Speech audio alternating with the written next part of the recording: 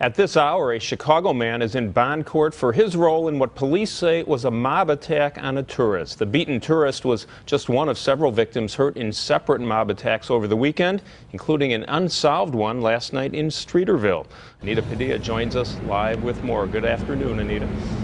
Hey, good morning or good afternoon to you, Larry. 4 separate incidents in Chicago over the weekend, and one of those cases is solved, and this is the suspect. He's one of 8 people who are charged in this case. The other 7 are all juveniles, but this is 18-year-old Mitchell Corrado Rao. He's charged with 1 count of aggravated battery and 1 count of mob action.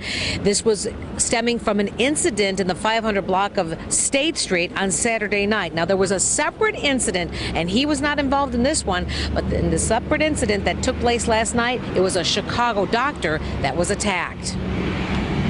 He had blood all down one side of his face, and I went out and he sat down and laid down on the ground because his head was bleeding so hard.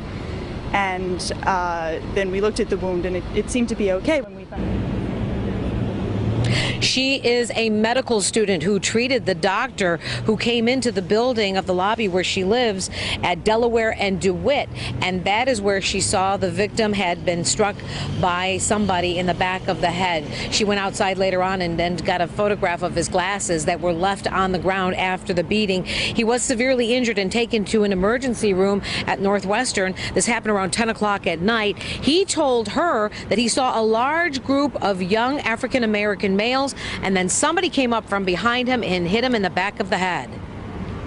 He noticed that they were behind him, but he thought they had started to walk away. He also said there had been a man on a bike, probably a bike messenger type, in the area, and he thought they were fine.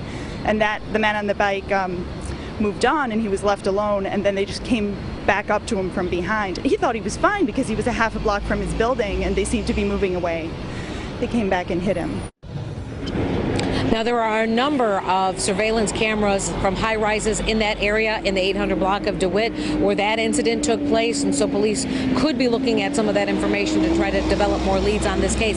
But Superintendent Gary McCarthy was on Fox Chicago News this morning, and he said they are aware of these mob attacks, and they're going to be very diligent in trying to follow some of these individuals when they congregate in large groups and are very boisterous, because a lot of people say it's very intimidating when you see large groups and they're very people said they felt threatened. So some of them are changing the way they do things and go about their everyday business.